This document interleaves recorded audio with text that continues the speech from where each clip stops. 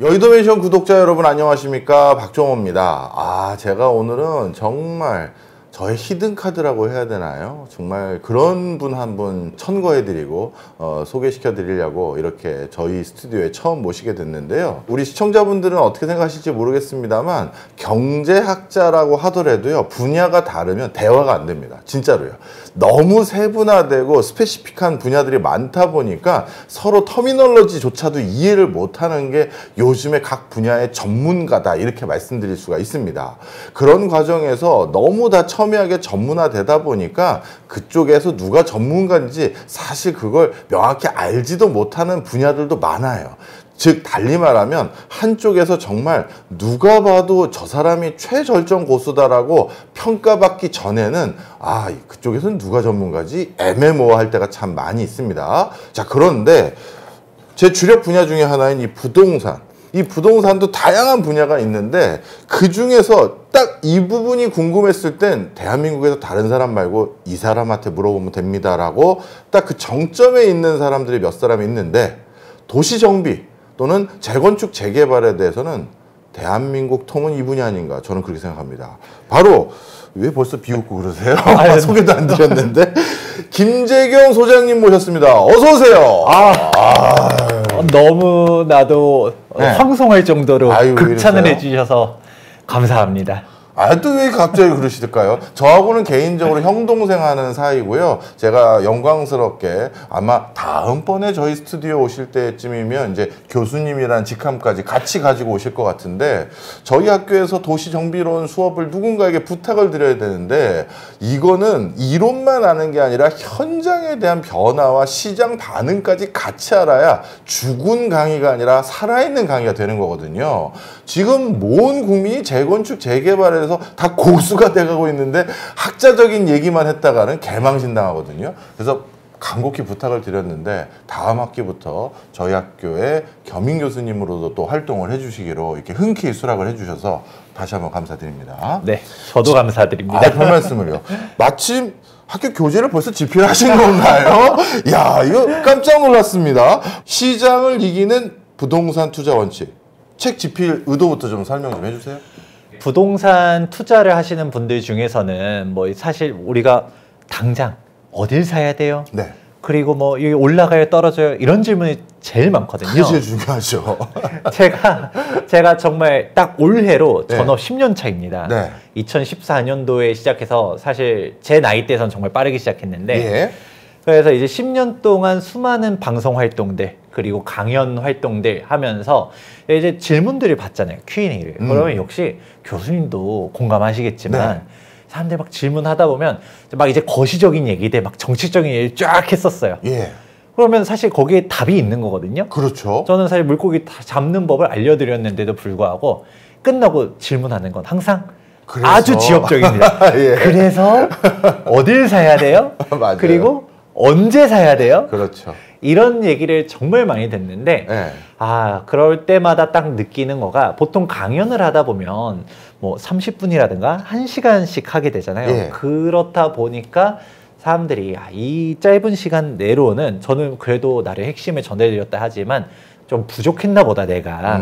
그렇다 보니까 아무래도 직접적으로, 특히 부동산 초보 투자자라고 하게 되면 저는 부동산에 투자하는 것이 중요한 게 아니라 하면 안 되는 것을 먼저 거르는 게 먼저 순서라고 보거든요. 그러니까 안전한 투자부터 시작해서 우리가 언제 그리고 어디를 투자해야 되는지 뿐만 아니라, 그리고 이 타이틀 자체 시장을 이기는 부동산 투자 원칙이잖아요. 그러니까 사실 요즘 부동산 시장 혼란스러운데 단순히 내년, 내후년이 아니라 10년을 놓고 보았었을 때도 흔들리지 않을 곳이 어딘지를 알 수 있도록 그런 이제 투자의 기준과 원칙을 세워드리고자 이렇게 출간을 하게 되었습니다. 네. 진짜 저도 중제목이라고 하죠. 중제목들 몇 가지 쭉 살펴보다 보니까 진짜 그런 맥락에서 니즈를 확인했고, 가장 강연 다니면서 방송하시면서 궁금증 많았던 것들에 대해서 정말 긴 시간 할애해서 찬찬히 설명드릴 수 없는데 이 책은 두께감이 장난 아니더라고요. 이렇게 될 정도 많이 덜어내셨다고 이게. 네, 출판사에다가 제가 원고를 쫙 보냈는데 네. 자꾸 못 빼고 이러는 거예요. 제가 그래서 이걸 다 빼면 어떻게 하니까 소장님 그래도 많아요 라고 했는데 그럼요. 확실히 저도 실물책을 처음 봤었을 때 이렇게 두꺼울 줄도 몰랐는데. 그러니까요. 요즘은 이 정도 두께감은 잘 없는데 하여튼 대단하십니다. 근데 중제목이 부동산 투자 시대는 끝났다는 착각, 미래 가치가 보장되는 신축 아파트는 따로 있다. 될 가능성이 높은 재건축 재개발을 선별하라. 정책을 알아야 부동산이 보인다. 야, 어떻게 보면 가장 많이 받는 질문들을 중제목으로 묶어서 더 세부적인 것들에 대해서 하나하나 이렇게 대안을 제시해 주시고 어떤 분석 아래 그런 얘기를 해주셨는지 쭉 적어 주셨는데요. 요즘 진짜 뭐 저도 마찬가지입니다만 주변 분들이 시국도 수상하고 불안전성도 높다 보니까 부동산 어떻게 봐야 되느냐, 어떻게 전망해야 되느냐 아마 많이 물어보실 것 같아요. 일단 뭐 본격적으로 2025년 부동산은 어떻게 전망하시고 이왕이면 2026년까지 조금 이어지는 흐름으로 설명 좀 해주세요. 일단은 다들 알다시피 2025년도 부동산 시장은 정치적인 이슈가 워낙 강력할 겁니다. 네. 탄핵 정국으로 넘어가다 보니까 2025년도 상반기는 사실 부동산 시장 자체가 쉽지 않을 거라고 보여져요. 아무래도 매수자들 같은 경우는 투자를 당장 하기보다는 유보를 할 가능성이 높고 매도자들 같은 경우는 이제 매도 심리가 이제 좀 흔들리다 보니까 좀 급매물이 나올 수도 있고, 그러면 2025년도 상반기는 사실 서울 아파트라고 한다 하더라도 좀 지역에 따라서 급매물이 나올 수 있다라고 보는데, 여기서 중요하죠. 저는 아이러니하게도 이 2025년도 상반기가 매수 타이밍이라고 좀 보고 있습니다. 왜요? 이제 안 그래도 교수님께서 그냥 단순히 2025년도 부동산 시장 어땠어요? 라고만 물어봤었으면 솔직히 2025년도는 좀 재미없을 것 같습니다. 좀 더 노골적으로 얘기하면 안 좋을 것 같습니다. 라고 얘기하겠지만 2026년도까지 이어지는 흐름으로 질문을 하셨잖아요. 근데 사실 2026년도부터는 이제 서울 중심으로 해가지고 본격적인 공급 감소 현상이 올 거거든요. 그러면서 이제 2026년도부터는 이제 본격적인 상승이 저는 올 거라고 보여져요. 그러면 제가 거꾸로 한번 질문을 드려볼게요.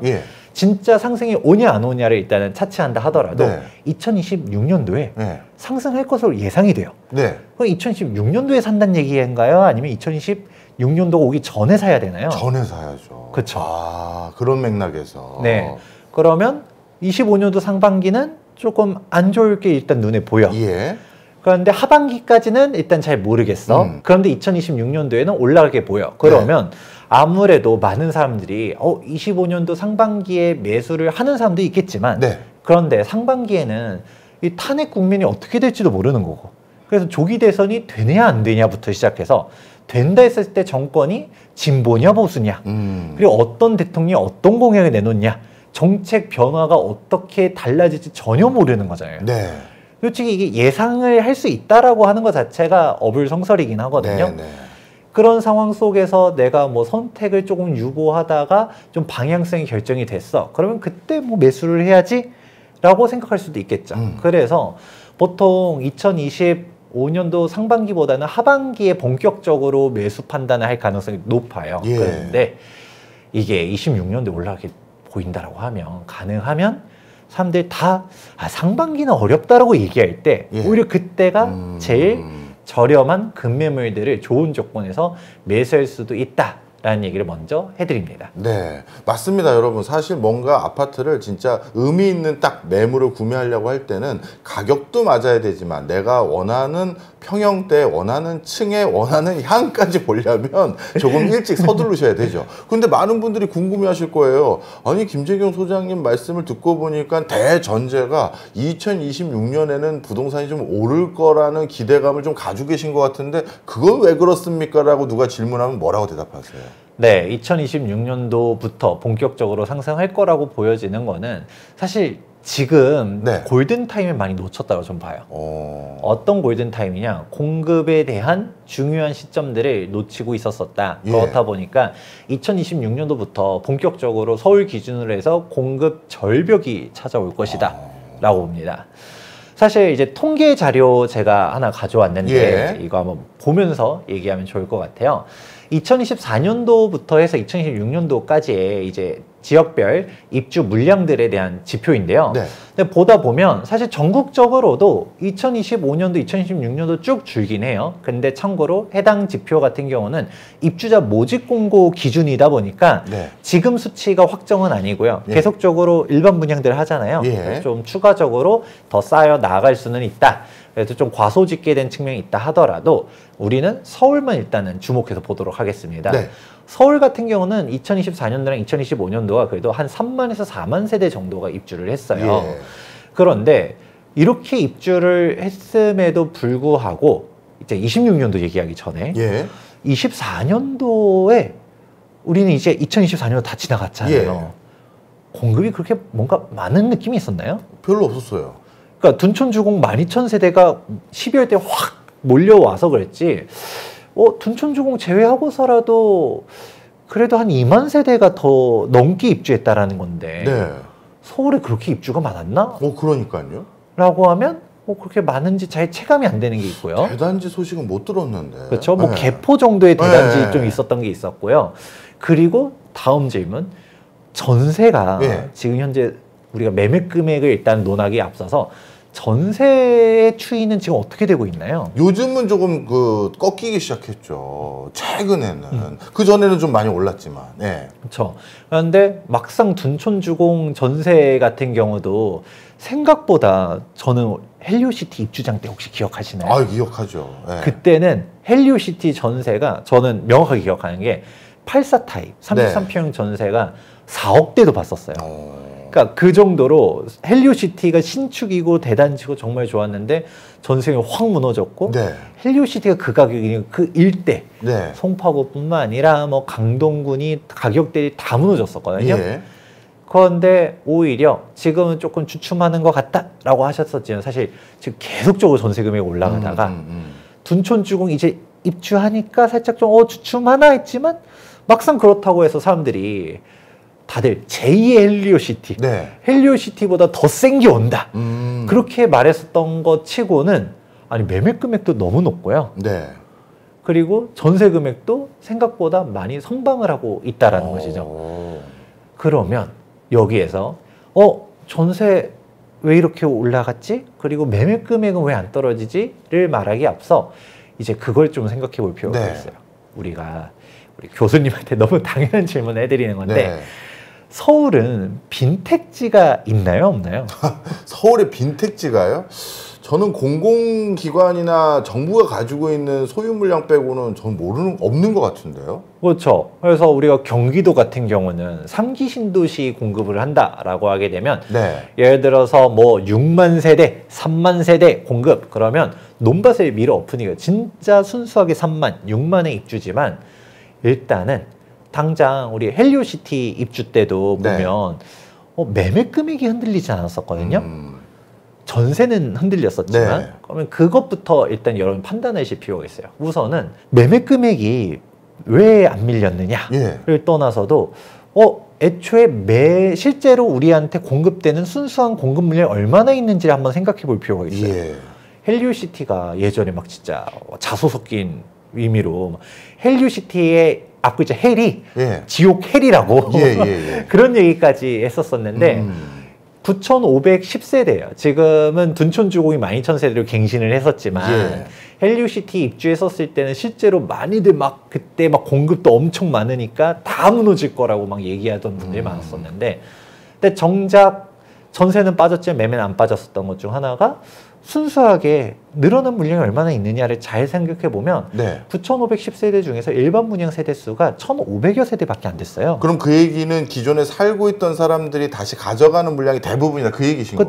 그렇죠. 혹은 임대주택 물량은 우리가 건들 수 있는 게 아니잖아요. 그렇죠. 그렇다 보니까 실제로 순증하는 효과가 있는 거는 1,500여 세대밖에 안 됐다.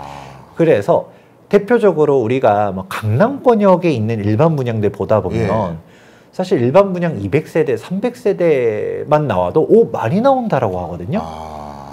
아예 몇십 세대 나오는 데들도 많아요. 네. 강북 정도 돼야, 그것도 강북의 재개발 정도 되어야지 막 일반 분양이 많이 나오면 진짜 1000세대도 나오고 500세대도 나오고 이렇게 하지만 일반적인 강남권에서 공급되는 물량들, 재건축에서 실제로 증가하는 물량들은 사실 많지가 않았다라는 부분. 그러면 이제 여기서 한 가지 질문이 있습니다. 지금 보여주신 아파트 입주 물량이라는 저 통계는 일반 분양만을 솎아낸 게 아니라 전체를 말하는 거죠? 맞습니다. 그게 바로 우리에게 주안점이 굉장히 큰 시사점이 있는 내용이네요. 네. 더군다나 둔촌주공은 사실 이젠 투기거래 지구가 아니에요. 이제 네. 규제 지역이 아니다 보니까 뭐 전매가 자유롭긴 하지만 특히 당시 강남권역 아니면 서울 전역이 당시에는 조정 대상 지역이자 투기거래 지구였잖아요. 근데 투기거래 지구의 재개발과 재건축 같은 경우는 조합 설립 인가로부터 소유권 이전 등기 시까지 조합원 지위형도 금지가 있고요. 네. 재개발 같은 경우는 관리 처분 인가로부터 소유권 이전 등기 시까지 조합원 지위형도 금지가 있어요. 예. 그러면 이 말은 뭘까요? 전매를 하고 싶어도 할 수가 없다는 거예요. 예. 아이러니하게도 사실 조합원들이 괴롭히려고, 야, 네. 너네 투기꾼들 막 샀다 팔았다 하지 마라 라고 하는 큰 뜻으로 갖다가 뭐 좋은 취지로 얘기를 했겠죠. 좋은 네. 취지로 갖다가 거래를 제한시켜 놨더니 네. 아이러니하게도 매도 물량이 나오고 싶어도 나올 수가 없어. 그냥 시장에서 물량이 빠져버리는 거네요. 그쵸. 더군다나 소유권 이전 등기라고 했었는데 그 소유권 이전 등기의 시점은 이제 준공이 나도 네. 재개발 재건축은 보존 등기 그리고 이전 등기가 날 때까지 1년에서 2년 정도 걸립니다. 그러니까 전세 대란은 날 수는 있어도 예. 매매 금액이 쏟아지고 이런 게 아니었다. 그래서 이제 이해가 좀 되네요. 네, 그런 식으로 보다 보면 여러분들이 2024년도를 논하기 전에 그 전에도 막 2017년도부터 18년도, 19년도, 21, 네. 막 그때도 공급량 많다는 얘기 많았었잖아요. 네. 그때도 왜 매매 금액은 안 흔들렸을까? 라고 하면 여러분들이 놓치는 첫 번째 포인트는 우리가 서울, 특히 구도심에서 나오는 공급 물량은 순수한 공급이 아니라 조합원 물량이라든가 이런 물량들 제외하고 순증 효과들 따로 봐야 된다. 가 첫 번째. 그리고 이런 조합원들에 대한 물량에 대한 규제라든가 각종 세금적인 부분들 때문에라도, 예를 들어 헬리오시티가 조합원권은 애초에 거래가 안 됐다 하더라도 일반 분양 소유자들조차도 매도를 하고 싶어도 지금 최소한 2년은 보유해야 일반 세율로 바뀌거든요. 네. 특히 전 정권에서는 양도세에 대한 세금 규제를 워낙 강력하게 하면서 분양권에 대한 양도소득세율이 1년 미만 77%, 1년 이상은 66%로 해놨고 단기 양도세율 규제도 있습니다. 그래서 1년 미만은 77, 그리고 1년 이상 2년 미만은 66. 그렇다 보니 2년 이상 보유해야 일반 세율로 팔든 아니면 비과세 요건으로 팔든 하다 보니까 뭐 일반 분양권 자체를 가지고 있는 사람들도 굳이 내가 2년 더 보유하다가 팔지 라고 하는 거예요. 그래서 일단 잔금을 쳐야 되다 보니까 전세는 급하게 맞출 수는 있어도 매매가 그렇게 쏟아지지는 않았었다더라. 자, 이런 사항이 있습니다. 네, 이거 굉장히 중요한 시사점이네요. 그리고 또 여기서 놓치고 있는 중요한 포인트 중 하나가, 사실 순수하게 그 재개발 재건축 자체로만 놓고 보았었을 때는, 그러니까 실제로 순증 효과, 일반 분양 물량이 얼마나 있느냐라는 것도 있지만, 사실 우리가 재개발 재건축 할 때 얘만 완공이 딱 되고 다음 사업 진행하고 이게 아니잖아요. 동시다발적으로 정비 사업들이 진행하고 있다 보니까 그동안도 계속적으로 다른 재개발 재건축이 이주하고 철거하고 있는 물량들이 있는 것이죠. 그러면 통계청 자료를 살펴보게 되었을 때 서울의 평균 멸실 물량이 얼마나 되느냐? 2만에서 3만 세대가 평균적으로 멸실이 되고 있어요. 그러면 이제 통계가 다시 보입니다. 서울의 아파트 입주 물량 보니까 3만에서 4만이라고 했지만 왜 그렇게 우리가 막 입주가 많다라는 게 체감이 잘 안 되지? 라고 하니까 2만에서 3만 세대는 어디선가 또 없어지고 있다는 거죠. 그렇네요. 그러면 진짜 서울에서 주택수가 늘어나는 물량이 얼마나 있는지를 보는 게 첫 번째. 근데 그 물량조차도 사실 대다수는 조합원 물량으로 빠져 있었다더라. 그렇구나. 그래서 이렇게 집이 많은데 내 집은 왜 없지? 라고 하면 잘 체감이 안 됐었다라는 것인데요. 그러면 이제 본론이 나옵니다. 자, 이제 그동안의 공급에 대한 사항들, 왜냐면 통계를 보게 되면 공급 많다라고 생각을 할 수 있을 거예요. 네. 초교육 많이 공급하는데 왜 집값이 안 무너져? 라고 하지만 이제 2026년도를 보게 되면 그래도 그전에는 4만에서 3만 세대 정도 입주하다가 2026년도부터는 갑자기 저기 8,600으로 갔다가 확 떨어지죠? 그렇죠. 그래도 나중에라도 좀 네. 뒤늦게 일반 분양하는 물량들이 좀 합세한다 하더라도 1만 세대 전후로 추산되고 있습니다. 네. 왜냐면 또 제가 정비사업 전문가다 보니까 지금 현재 아직 일반 분양 안 한 물량들 뻔히 보이거든요. 네. 그런 식으로 봤을 때 2026년도에는 한 1만 세대 정도 입주로 보여지는데, 근데 중요한 거는 이때부터는 진짜 물량이 없단 거예요. 단적으로 2025년도에 물량은 어느 정도 좀 있어요. 예. 대표적으로 동북권에 좀 있습니다. 동북권. 네, 임은동과 장위동에 입주가 쭉 몰려 있어요. 지금 뭐 장위 4구역도 2025년도 입주고요. 예. 임은 1, 임은 3, 휘경 3 다 네. 2025년도 입주. 그리고 신천동에 잠레아라고 얘기하잖아요. 네. 잠실레미안 아이파크. 네. 그리고 잠원동에 메이플자이. 이게 2025년도 입주예요. 예. 그러고서도 이제 굵직굵직한 단지는 그렇게 있고 예. 나머지는 좀 작은 단지들 예. 이런 식으로 쭉 있습니다. 그러면 2025년도까지는 좀 입주가 있다 하지만 여기서도 쭉 스무스하게 넘어간다라고 하게 되면 2026년도에는 대단지 입주가 딱 명확한 게 하나밖에 없어요. 바로 방배 5구역 DH 방배. 네. 이게 3,000세대거든요. 네. 여기를 제외하면 나머지는 이제 현재 기준으로는 1,000세대도 안 되는 단지들밖에 없어요. 몇백 세대, 500세대, 700세대, 800세대 이런 소규모 단지들로 남을 다 채우고 있습니다. 네. 그러면 여러분들이 원하는 주택이 무엇인가를 잘 생각해 보면 나는 서울에 신축 아파트를 원하고 이것도 역세권이었으면 좋겠어. 혹은 또 난 대단지였으면 좋겠어. 그래도 뭐 단지가 1,000세대는 넘어가야 되지 않겠어? 이렇게 조건들을 계속적으로 추가하다 보면 예. 지역은 얘기도 안 했습니다. 네. 강남은 너무 이제 여기서 강남까지 바라면 욕심이 너무 커지니까 예. 그 정도만 본다 하더라도 실질적인 공급 물량들이 확 줄어들기 시작한다는 거죠. 그렇네요. 여러분들이 뭐 나 200세대 아파트 단지도 괜찮아 라고 하면 제가 할 말이 없어요. 네. 그런데 그래도 우리가 요즘 신축 아파트의 가장 큰 선호 현상이 바로 어떤 게 있냐? 커뮤니티잖아요. 그럼요. 근데 커뮤니티가 좋으려면 그 대단지일수록 그 효과들이 더 커지거든요. 네. 그래서 나홀로 아파트 같은 경우도 가격이 잘 안 오르잖아요. 안 올라요. 이거 다 아세요, 사실. 그렇죠. 네. 다 아는 겁니다. 그러니까 대단지를 원하는데 그런 물량이 얼마나 있느냐? 냉정해 보게 되면 2026년부터 확 떨어진다.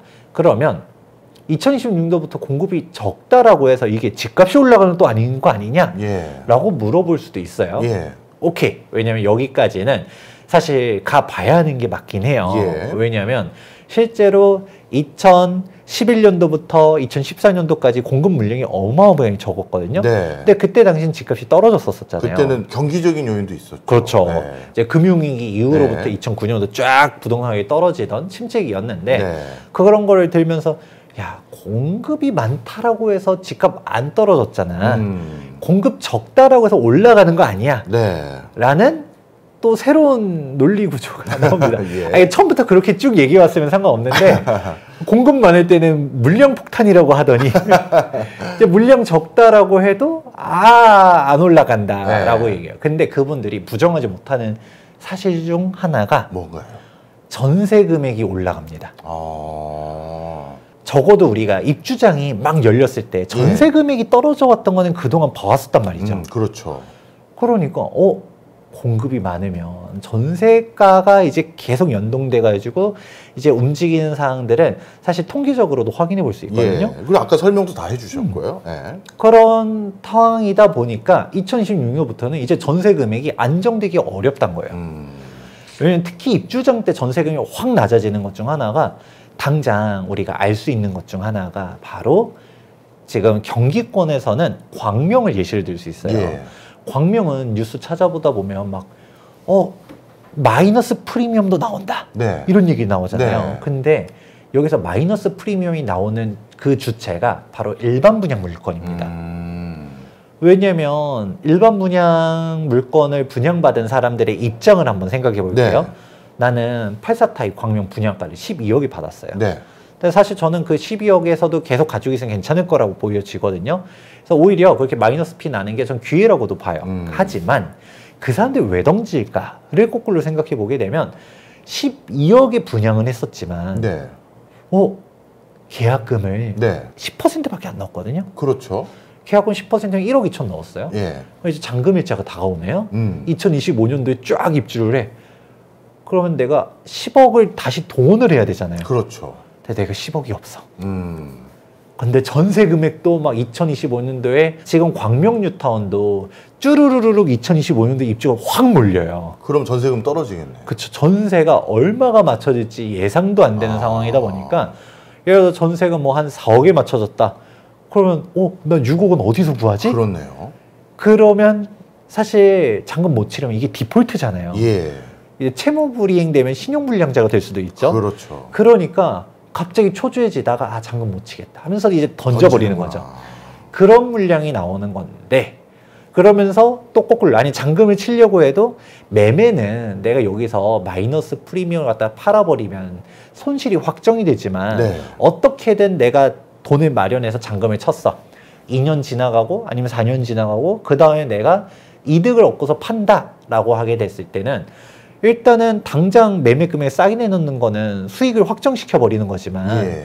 전세를 싸게 맞추는 거는 수익이랑 상관없잖아요. 내가 투자 금액이 일시적으로 더 많이 들어갈 수는 있어도 예. 당장 전세는 어쩔 수 없이 싸게 맞춰놔도 그래 2년 뒤에 올리지 뭐 라고 한다든가. 예. 그래서 당장 전세는 좀 생각보다 싸게 내놓는 사람들이 많아요. 네. 그런 건데 여기서도 광명에서 조합원 물건 가지고 계신 분들은 보통 일반적으로 평균 분담금이 한 3억 정도 됐습니다. 네. 그러니까 3억 전세 못 맞출 일은 없거든요. 그렇죠. 그래서 지금 광명에서 흔들린다라고 말하는 거는 조합원들이 아니라 일반 분양자 그런 상황인 거고 그렇다 보니까 뭐 이래저래 광명에서도 막 전세 막 무너지고 이런 상황들은 우리가 찾아볼 수 있지만 네. 여기도 일시적으로 몰렸을 때 그렇단 거지. 네. 근데 여기서도 이제 2025년도에 해결이 됐어요. 네. 그런 식의 메커니즘 이해하다 보면 우리가 입주 물량이 많이 쏟아질 때 전세 금액이 사람들이 동시다발적으로 몇천 세대 쏟아지면 네. 전세를 싸게 맞출 수밖에 없다. 네. 신축이 더군다나 싸게 나오니까 주변 구축인이 이 일대 전세 금액이 다 같이 무너지는데 근데 2026년도부터는 그런 대규모 입주장이 없다. 딱 하나 있는 게 방배 5구역. DH 방배 3,000세대. 예. 근데 솔직히 방배동만 하더라도 과거의 영광은 이제 조금 예. 없어지긴 했어도 예. 그래도 서초구에 예. 대단지 신축 아파트에 사람들이 선호하는 동네잖아요. 그럼요. 거기 전세가 안 나갈까요? 그런 것들 생각해 보면 사실 입주장 효과가 2026년도부터는 확 사라질 것 같고 본격적으로 전세 금액이 매우 크게 올라갈 가능성이 높다. 그러면 이제 거꾸로 생각해 볼 필요성이 있어요. 제가 2026년도에 매매 금액이 폭등합니다. 라고 얘기하면 또 저런다. 또 집사라고 저런다. 지적 많이 받으셨나봐 여기저기서. 그러실 수 있겠지만 네. 그러면 집을 안 사도 돼요. 네. 근데 부동산이라는 게 참 안타까운 것 중 하나가 특히 주택은 예. 위식주 중 하나잖아요. 네. 내가 내 집 마련을 해서 실거주를 안 한다 하더라도 전 월세가 강제가 돼요. 네. 그러면 전세랑 월세가 계속적으로 안정이 될 것 같은가 올라갈 것 같은가를 놓고 보았을 때 사실상 2026년도 이후로는 전월세 금액이 계속적으로 더 높아지면 높아지지 안정될 것 같지가 않다. 이런 측면으로 접근한다 하더라도 내가 서울에 내 집 마련하고 싶다라고 하게 되면 이번에 네. 2025년도 상반기가 내 집 마련의 기회일 수 있겠구나 라는 결론이 나옵니다. 네, 그렇군요. 야, 우리가 그동안 막연하게 바라봤던 입주 물량이라는 통계의 이면에 일반 분양이라는 개념 속에서 실제 시장에 유통될 수 있는 물량이 뭔지를 이해해야 되고 또 저 과정에서는 락이 걸리는 물건들이 일정 부분 생긴다는 것도 주목해야 되고 그 과정에서 항상 대규모 어떤 입주가 시작되면 이상하게 그 동네 왜 전세금은 빠지는 거야 했었을 때 거기에 대해서도 어떻게 해석하면 되는지 그러다 보니까 전체적인 맥락에서 2026년의 기회를 우리가 또 이해할 수 있는 힌트를 주신 것 같습니다. 자, 무슨 말씀 주셨는지 쭉 이해가 됐어요. 그런데 또 일각에서는 이렇게 질문하신 분도 계실 거예요. 뭐 우리 소장님이 더 잘 아시겠습니다만 부동산, 저는 그렇게 평가하거든요. 부동산을 이해하는데 여러 변수가 있지만 저는 한 8알이 정책인 것 같아요. 그런데 지금 정책이 어떻게 됐느냐? 대통령이 없어지는 순간이에요, 지금. 그러면 그렇죠. 이게 민주당이라고 해야 될지 국민의힘이라고 해야 될지 아니면 어떤 대통령 후보라고 해야 될지 누가 저는 부동산의 관이 이렇습니다. 저는 부동산 정책과 마스터 플랜이 이렇습니다. 라고 하면서 뭔가 들고 나와야 우린 또 거기에 바탕으로 아 이게 지금 이런 시장에 여파가 생기겠구나 할 텐데 이 혼란의 전국 이 상황에서 부동산을 우리가 어떻게 조망해야 될까요? 사실 지금 시점에서 많이들 이제 궁금해하는 것 중 하나가 2015년도에 이 정치 지형도가 어떻게 바뀌냐라는 얘기를 가장 많이 물어보거든요. 그래서 교수님께서 정확하게 짚어주셨던 것처럼 저도 공감합니다.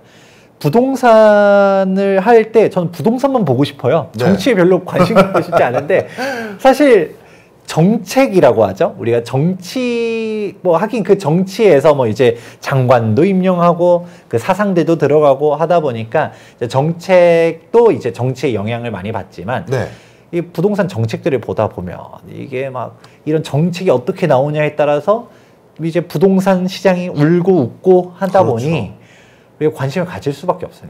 그러면 다 이제 가정을 한 번씩 두는 거죠. 우리가 이제 진보 정권이 될 수도 있고 보수 정권이 될 수도 있지만 이게 뭐 진보고 보수 지금 제가 정치 얘기를 하는 게 아닙니다.